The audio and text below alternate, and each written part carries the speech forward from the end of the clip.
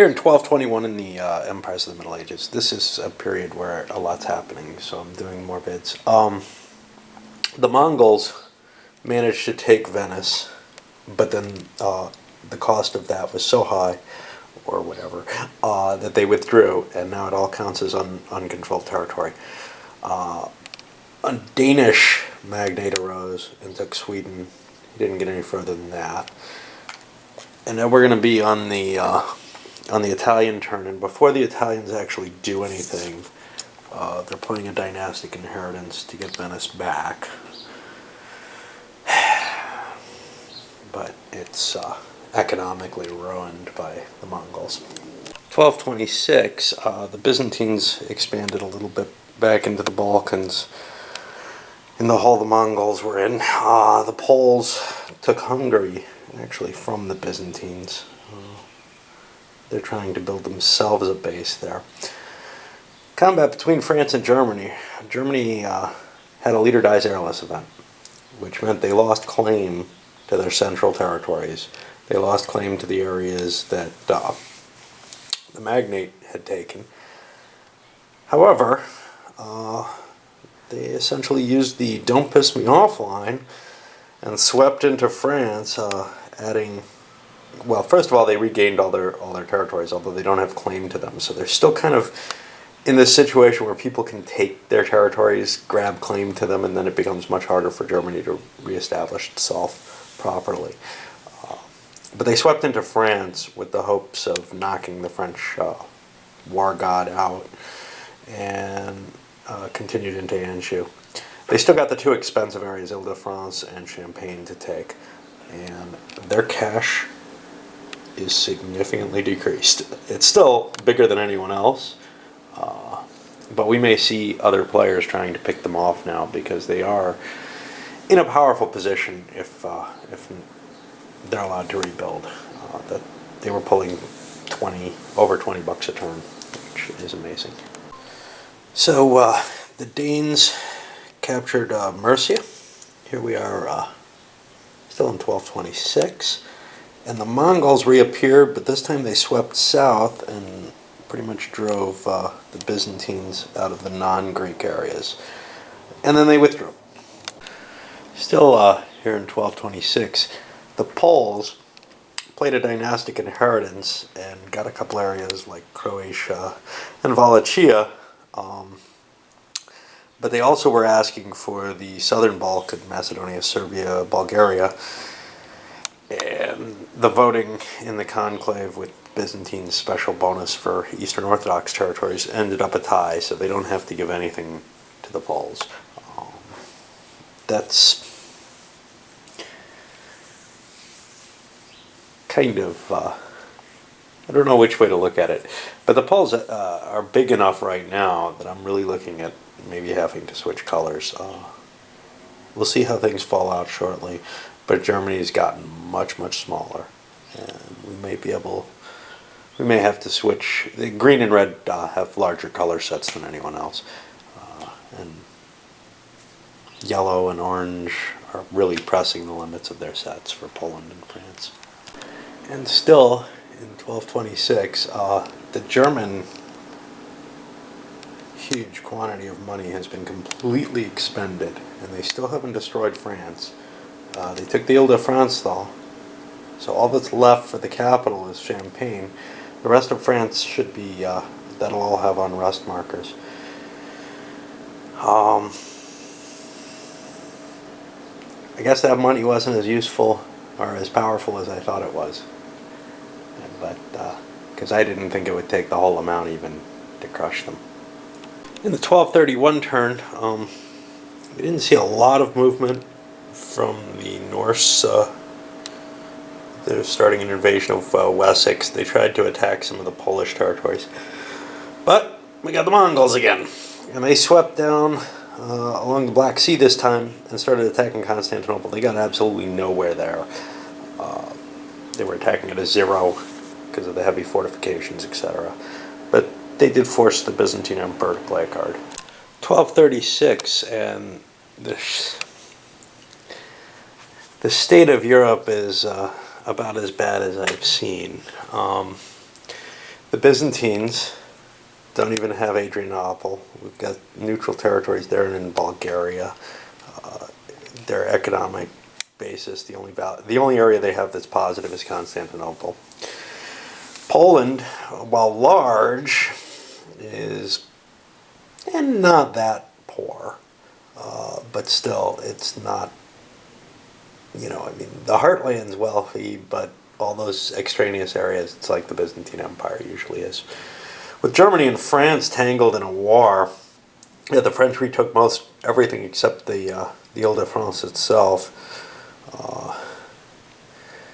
And we've got the raiders in the north. We've got the Italians not really, they're improving Venice, but they're still cut in two. This is not the best situation for anybody, really. So the two big issues right now in 1236, did a color switch. Byzantines are now black. It's too small a set for them, but the red set is almost too small for the Polish, so switching to handle that worked well. Still got that Norse Magnate, hasn't really advanced anywhere. He made a little attack on Saxony and more raiding in the Baltic. However, we also have one that appeared in Friesland, or in Flanders, and he marched into Lorraine. Just adding to the pleasure of being German at this point. 1241, the Poles took Kiev and swept down into the Balkans, taking advantage of the lack of the Byzantine players' cards and their own newfound war bunny leader.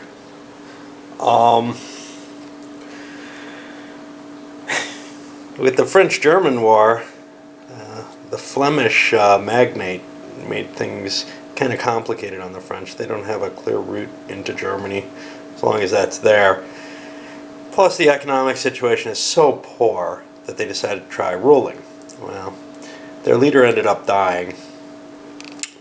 They got a good administrator out of it, but they're no longer the war power that they once were. They'd like to get Ile-de-France back, of course, but they may be less dedicated to trying to destroy Germany, just accept, hey, we got Provence out of this, and Germany's no longer really a power in the way it once was, so if we can build up, we will be the preeminent power, at least in the West. Poland is scary, if they can ever get that thing under control. I mean, their heartland's decent, but wow, there's just so many areas that they could rule and make that into something valuable. One of the problems is all that eastern territory, a lot of it's very low value, like -1 is the base value, so it's not going to be a huge revenue gainer. 1241, the Magnate activity. Alright, first to the Norse, they finished conquering Wessex, they took Saxony, they slipped down into Franconia and Swabia, and then their leader died, and so that's all kind of a vacuum. We're going to see new players showing up because of that. Let me mark this correctly. The Flemish, who currently hold Lorraine, saw their best option over in Normandy, but the French defended it, and they expended pretty much all their cards attacking it fruitlessly. Of course, the French are nearly out of cards now too. And then the final one, over in Syria, we had a Magnate rise, and he went and captured Armenia, and then began attacking Cilicia, just to add to the pleasure of being the Byzantines right now. Alright, on to the players. And here we are in 1246. What's changed? One of the biggest things, that overextended Polish Empire. Leader died heirless, and large swaths, the Balkans, disassociated with it. They got ended up with a pretty good leader of 591. But they're concentrating on administering because, as I said before, you got to bring that thing up to where it can become an economic engine before you can do a sustainable war in this game. So rather than trying to fight over the Balkans, they're going to try to hold on to what they have. Over to the west a little more, the Italians have an outstanding administrator as well, and they're working on trying to get some stability in their country. The Germans tried their best to rule. They have a pretty decent ruler, 553. Rather than reconquering territories, etc., they wanted to get a little bit of cash. They only have $4 sitting there, but they managed to make it so they got no money this turn instead of the 2 or so that they were due. Bad draws, whatever. But things are looking real bad for Germany, and it's possible that that kingdom could just disappear if somebody decides to take it out. Over to the French, they had 1 card. What could they do? They managed to put Anjou in unrest by taxing it. There you have it. So here we are in 1246, just at the beginning of the round, and we see a couple new players on the board. One centered in Sweden and one over in England. These are the remnants of the Magnate who disappeared. There would have also been the option to form one in Germany, Franconia and Swabia. These were seen as the better 2 choices. The question was, were these the best? Is this the best time to enter the game? Certainly the English player is going to be as good as England usually is, so they'll be able to be left alone and rule. And they started out with a 3-3-5, which will allow them to get some claims maybe. Not many, just Northumbria. Everything else has German claims in it for now. The Swedish player got a somewhat worse leader, a 3-2-3. They have as much money pretty much as anyone does at this point, except maybe the Poles. But starting in the middle of a war zone with a Magnate next to you, even though the German base language is good, is a good location to be in, it seemed like just too dangerous a thing. I mean, basically you'd be fighting with Germany to see who ends up getting Germany. In this case, they're going to probably, either one is going to be competing with the Germans largely, but at least they have a base that's outside of it. The problem with it is their bases are much less sturdy. So even if they become powerful, they're much easier to knock out of the game. We saw how hard, say, France or Germany was. France doesn't look big, but it's got a lot of population. Likewise, Poland and the Byzantines and the North Italians. These are all hard countries to completely conquer if they hold their whole homeland. So, these new ones are not so difficult. 1251, the only real change is the Poles ended up with a really crappy leader in place of their very good one. 1256, and we've seen all the magnates, etc., run away. Both the English and the Swedes are very slowly trying to build up a viable kingdom. It's a tough thing in this game. If you're not left alone, you just lose. If you have one of these small startup kingdoms. But in both cases here, they've got a chance to be left alone. And neither one has a terribly good leader. And it's just really hard with a 3 to administrate without being able to just throw cash at it. That's the problem. And it's no fun throwing cash at your administrative issues, if you can help it. What else do we have? Byzantines going nowhere, of course. Poland is still huge. Not a great leader, not much they can do. They expanded into Wallachia. They're looking at getting Lithuania. Beyond that, it seems dangerous to venture further into Germany. The Germans themselves, they don't have claim to all of this, but they are reconnecting their empire. Which is of some value. If they can get Flanders back, at least they have claim to that, and they have claim to the English territories, which I think they're going to probably write off. And the French used a dynastic inheritance to get Champagne. and then did some kind of not particularly effective attempts at ruling. I mean, they got it down a couple, but given their quality of their leader, you would think they did better. 1261, and the Byzantines courted a little bit of danger, or courting a little bit of danger, by attacking Bulgaria, taking that from the Poles. The Poles are in much better shape than the Byzantines, and it wasn't long ago that they were considering wiping the Byzantines off the board, mainly because of the advantage the Byzantines have on the conversion chart. It seemed like a good time to knock them out. It could happen if they get angered enough, although right now they don't have much of a military leader and not a huge stockpile of cash, whereas the Byzantines have a decent military leader, even if their economy is completely collapsed. Everything's in the negatives, except for Constantinople.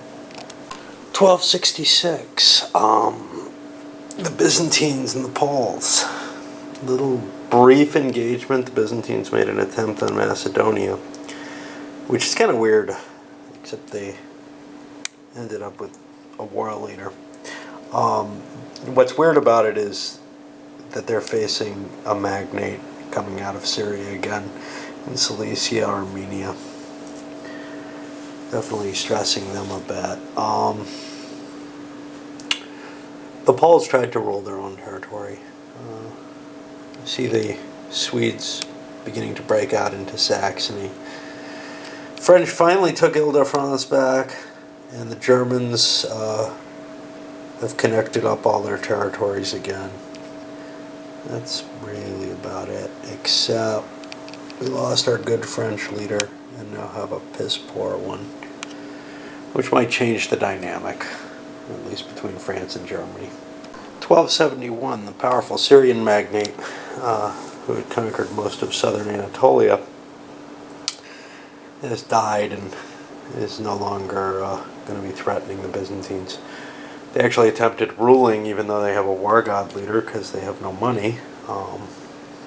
That didn't really help them. Right now it's kind of amazing. It's the Italians who have the biggest pile of money on the board, closely followed by the Poles, but you expected it of the Poles because of their... Italy seems like a latecomer. Everything else is pretty much the same. I mean, you see the Germans moving into Flanders, and the French grabbed Brittany. We're just seeing people kind of filling in the areas that are empty over in the west. Things are becoming a little bit healthier there. You've got the Swedes up to production, and they've taken Saxony. The English, they have Wessex all the way up, but they don't have their other territories. The east is not quite so pleasant, although the Polish homeland isn't bad, and they've certainly been trying to improve by ruling. The Byzantines are just a mess right now. I don't know if I've ever seen them in this bad a shape, which might be enough to make my special Turkish player.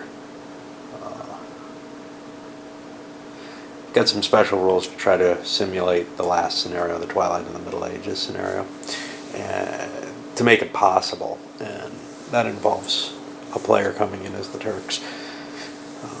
It might actually be worthwhile. Usually the Byzantines are so potent they can just stomp that.